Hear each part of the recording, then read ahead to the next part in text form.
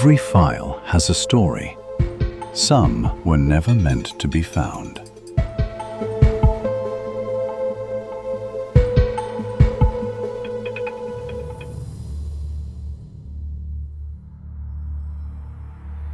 Today, a ship was found drifting alone, hundreds of miles from its intended course. Its engines were silent. Its cargo remained on board. Meals were left unfinished. Personal belongings were still scattered throughout the cabins. But there was one thing no one could explain. Every single person aboard had vanished. 25 people, gone, without a distress call, without a struggle, without a single body ever being found. The vessel became known as one of history's greatest ghost ships. Its name was MV Joyita. For nearly 70 years, investigators, maritime historians, and countless researchers have tried to answer one simple question. What happened to everyone on board? Some believed the crew abandoned the ship after believing it was sinking. Others suspected piracy, mutiny, insurance fraud, or something far more sinister. Yet every theory leaves behind unanswered questions, because the Joyita was designed to do one extraordinary thing. It wasn't supposed to sink. Even after taking on massive amounts of water, the vessel could still remain afloat, which makes one mystery even more chilling. Why would an experienced captain order everyone to abandon a ship that was still capable of surviving? This is not a story about a shipwreck, because the ship never disappeared. Only the people did. Tonight, we reopen one of the Pacific Ocean's greatest unsolved mysteries. This is the story of the MV Joyita. In October 1955, the South Pacific was one of the busiest shipping routes in the world. Small cargo vessels connected isolated islands, delivering food, medicine, mail, and supplies to communities separated by hundreds of miles of open ocean. Among those ships, one vessel had earned an almost legendary reputation: the MV Joyita. Built in 1931, the Joyita measured just over 69 feet in length. She was not a large cargo ship, nor a luxury passenger liner. Instead, she was a rugged wooden vessel designed to survive some of the Pacific's harshest conditions. Constructed primarily from cedar, the ship possessed an unusual characteristic. Its hull contained large amounts of buoyant material. Even if flooded, the Joyita was expected to remain afloat. Many sailors believed she was practically unsinkable. That reputation would later become one of the greatest mysteries of the entire case. Because if the ship could not easily sink, why would anyone abandon it? By 1955, the Joyita regularly sailed between Samoa and the remote Tokelau Islands. The journey covered nearly 500 kilometers across open ocean. There were no nearby ports, no immediate rescue stations, and very little radio coverage once a vessel left the main shipping lanes. Captaining the Joyita was Thomas Henry Miller, an experienced seaman with decades of maritime experience. Crew members respected him. Passengers trusted him. Nothing suggested that this voyage would be any different from the dozens that came before it. On the morning of October 3, 1955, the Joyita departed Apia Harbor in Samoa. Her destination, Tokelau. On board were 25 people, 16 crew members, 9 passengers. Among them, a doctor, government officials, businessmen, and island residents returning home. The cargo included medical supplies, food, construction materials, household goods, mail, and essential equipment desperately needed by the isolated island communities. Weather forecasts were favorable. The sea was relatively calm. Nothing about the departure raised concern. Families waved goodbye from the harbor. The Joyita slowly disappeared beyond the horizon. No one watching that morning could have imagined that none of the 25 people aboard would ever be seen again. For the first day, everything appeared normal. The Joyita maintained her scheduled course across the South Pacific. At regular intervals, Captain Miller was expected to communicate with coastal radio stations. But as the hours passed, no messages arrived. At first, no one considered it unusual. Radio equipment aboard small vessels often failed. Weather conditions could interfere with transmissions, and delays of several hours were not uncommon. By the following day, concerns slowly began to grow. The Joyita had failed to arrive at Tokelau. Still, no distress signal had been received, no emergency beacon, no request for assistance. Nothing. Harbor officials initially assumed the ship had encountered mechanical problems. Perhaps the engines had failed. Perhaps rough seas had forced the captain to slow down. The Pacific Ocean is vast. Even a small change in speed can delay arrival by many hours. But another day passed, then another. The Joyita simply vanished. Authorities officially declared the vessel overdue. A large-scale search operation was launched. Aircraft from New Zealand, American military resources, merchant ships, fishing vessels, and countless local boats joined the search. Together, they scanned hundreds of thousands of square kilometers of open ocean. Pilots searched from the air, captains searched from the sea. Every floating object, every distant silhouette raised hope, only to end in disappointment. Days became weeks. The search area expanded farther and farther from the planned route. Many investigators began reaching the same conclusion. If the Joyita had sunk, the Pacific Ocean had already swallowed every trace. Families slowly prepared themselves for the possibility that 25 people had been lost forever. Then, 5 weeks after the ship disappeared, everything changed. On November 10, 1955, the merchant vessel Tuvalu spotted something unusual on the horizon. A lone ship drifting silently across the Pacific. At first glance, it appeared abandoned. As the crew approached, they recognized the vessel immediately. It was the MV Joyita. But what they discovered on board would transform an ordinary maritime accident into one of history's greatest unsolved mysteries. The Joyita drifted slowly across the open sea. Her engines were silent. One side of the vessel leaned heavily toward the water. From a distance, she looked only hours away from sinking, yet she remained afloat. The rescue crew carefully climbed aboard. What they expected to find were survivors. Instead, they found silence. Every cabin was empty, the bridge abandoned, the engine room flooded.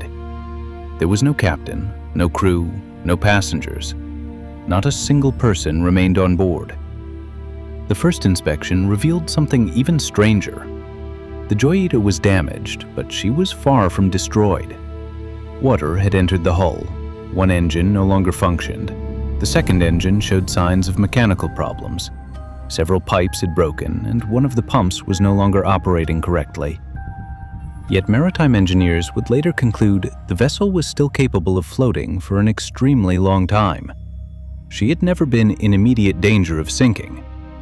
Then, investigators noticed several important items were missing. The ship's lifeboat, gone. The official logbook, gone. Navigation charts, gone. The chronometer, missing. A portable radio, also missing. It appeared someone had intentionally taken the equipment needed to abandon the vessel. But why? Food remained inside the galley, medical supplies still filled storage compartments. Much of the cargo had never been touched. Personal belongings, clothing, suitcases, and valuables were left behind. There were no signs of panic, no evidence of violence, no blood, no bullet holes, no damaged cabins. Nothing suggested that a struggle had ever taken place. One detail attracted immediate attention. The emergency radio antenna had been damaged. Without a functioning antenna, long-distance distress messages would have been extremely difficult to transmit. But investigators also discovered something else. A secondary emergency transmitter may still have been usable. If that was true, why was no SOS ever received? Every answer only created another question. The Joyita had survived, the cargo remained, the evidence remained. Only the 25 people had disappeared. The investigation began almost immediately. Naval engineers, maritime authorities, insurance investigators, and experienced captains all boarded the Joyita. Each expected that the evidence would point toward a simple explanation. Instead, every new discovery made the mystery even more difficult to understand. The ship's engine room had partially flooded. One cooling pipe connected to the starboard engine had failed. As seawater entered, the engine gradually overheated and shut down. The remaining engine was still capable of moving the vessel, but only at reduced speed. Investigators believed Captain Miller likely realized the ship had developed serious mechanical problems. The Joyita slowed dramatically. Without reliable communications and drifting farther from her planned route, the situation became increasingly dangerous. Then another discovery complicated the investigation. The vessel's bilge pumps, designed to remove water from inside the hull, were not operating properly. Water continued rising inside the engine compartment.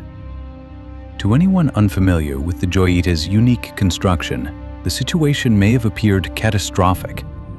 The deck slowly tilted. The ship listed heavily to one side. Loose equipment slid across the floor. Cabin doors swung open by themselves. The vessel looked as though it were only moments away from sinking. But appearances can be deceiving. The Joyita was unlike almost every other vessel operating in the Pacific. Her hull contained thousands of cubic feet of buoyant cork insulation. Combined with airtight compartments, the ship possessed remarkable flotation. Even flooded, she could remain afloat indefinitely. Maritime experts later reached a remarkable conclusion. The Joyita looked frightening, but she was never actually close to sinking. If Captain Miller knew that, he would have had little reason to abandon ship. If he didn't know, or believed the flooding was uncontrollable, the decision becomes easier to understand. Yet another question remained.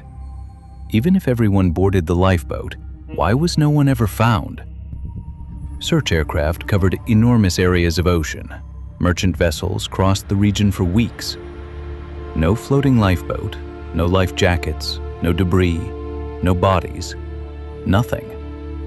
It was as if 25 people had simply vanished into the Pacific Ocean. As investigators reconstructed the final hours of the voyage, several competing theories emerged. Each one explained part of the mystery, but none explained everything. The first and most widely accepted theory suggested that Captain Miller believed the Joyita was sinking. With one engine disabled, the pumps struggling to control the flooding, and the ship leaning dangerously to starboard, the situation may have appeared hopeless. If the emergency radio failed, the captain faced a terrifying decision: remain aboard a vessel he believed was doomed, or abandon ship while there was still time. Investigators believe the lifeboat was launched. The passengers climbed aboard, the crew followed.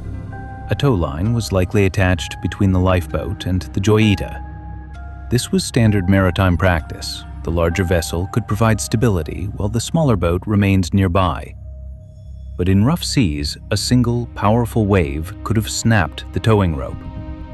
Once separated, the small lifeboat would have been almost impossible to control. Unlike the Joyita, it possessed no engines capable of crossing open ocean, no reliable communications, very little protection from the elements. Within hours, it could have disappeared into the vast Pacific. If this theory is correct, the greatest tragedy was not abandoning the ship, it was abandoning the wrong vessel, because the Joyita continued floating for more than 5 weeks. Had everyone remained on board, rescue crews may eventually have found them alive. It is a haunting possibility that every life aboard may have been lost because of a decision made under extraordinary pressure. Yet, not everyone accepted that explanation. Several investigators argued Captain Miller was far too experienced to make such a mistake. He knew the Joyita. He understood her unusual construction. He knew the ship could survive flooding far longer than most vessels. If that was true, why would he ever order 25 people into a small lifeboat in the middle of the Pacific Ocean? Other investigators proposed a far darker explanation: piracy. During the 1950s, the South Pacific was not entirely free from maritime crime. Although rare, small vessels carrying valuable cargo, medicine, cash, or commercial goods could become targets. Supporters of the piracy theory believed someone intercepted the Joyita far from established shipping lanes. The crew was overwhelmed, the passengers taken hostage, and the attackers forced everyone to leave the ship. At first glance, the damaged radio equipment appeared to support that idea. If attackers disabled communications, no distress call would ever be transmitted. But the theory quickly encountered serious problems. Much of the cargo remained untouched. Medical supplies worth thousands of dollars were still on board. Personal belongings, clothing, and valuable equipment had not been stolen. Even the ship itself, which could have been sold or dismantled for profit, was simply abandoned. Professional pirates rarely leave behind so much value. Then came another possibility: mutiny. Some investigators wondered whether tensions between the crew and Captain Miller had escalated during the voyage. A disagreement, a mechanical failure, or panic could have triggered violence on board. Perhaps the captain lost control, perhaps the crew abandoned him, or perhaps something happened after everyone entered the lifeboat. Yet once again, the evidence refused to cooperate. There were no signs of fighting, no blood stains, no damaged furniture, no bullet holes, no weapons discharged. Nothing suggested that violence had occurred aboard the Joyita. Another theory focused not on crime, but on human psychology. Imagine standing on a small vessel, hundreds of miles from land. One engine has already failed. The ship lists heavily to one side. Water continues entering below deck. The radio no longer reaches anyone. Every hour, the vessel appears to sink a little deeper. Even if the ship is technically capable of floating, would every person on board understand that? Or would fear convince them that abandoning ship was their only chance to survive? Sometimes, history has shown people do not make decisions based solely on facts. They make decisions based on what they believe is happening. And in the middle of the Pacific Ocean, belief can become far more dangerous than reality. Decades have passed, yet the MV Joyita continues to drift through history, not across the Pacific Ocean, but through the minds of investigators. Every few years, someone proposes a new explanation, a forgotten report, a newly analyzed weather record, a different interpretation of the evidence. For a brief moment, the mystery seems closer to being solved. Then, another contradiction appears, and the answers slip away once again. Modern maritime experts generally agree the Joyita never should have disappeared. The vessel remained buoyant, even with severe flooding, even after drifting alone for more than a month. Its construction proved exactly what its designers had promised. The ship refused to sink. which raises perhaps the most haunting question of all. If the ship survived, why didn't the people? Could Captain Miller have made one tragic decision, believing he was saving everyone on board? Did the lifeboat drift beyond the search area until the Pacific claimed every trace? Or did something happen that investigators never discovered? No bodies were ever recovered. No confirmed wreckage from the missing lifeboat was ever found. No verified distress message was ever received. And no witness ever reported seeing the Joyita during the 5 weeks she drifted alone. The Pacific Ocean kept its secret. Even today, the case remains one of the greatest maritime mysteries ever recorded. Unlike many ghost ships, the Joyita came back. She returned, silent, damaged, still floating, as though waiting for her crew to climb aboard once more. Instead, she became something else, a floating crime scene without victims. Without suspects, without a crime anyone could prove. Only questions. Questions that have remained unanswered for nearly 70 years. Perhaps the greatest mystery was never the abandoned ship. It was the decision made during those final moments. The moment 25 people stepped away from the safest place they had left.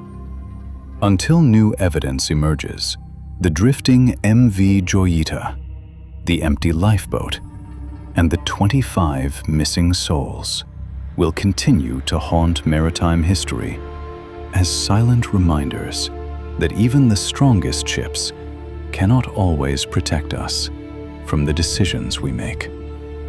For now, this file remains open.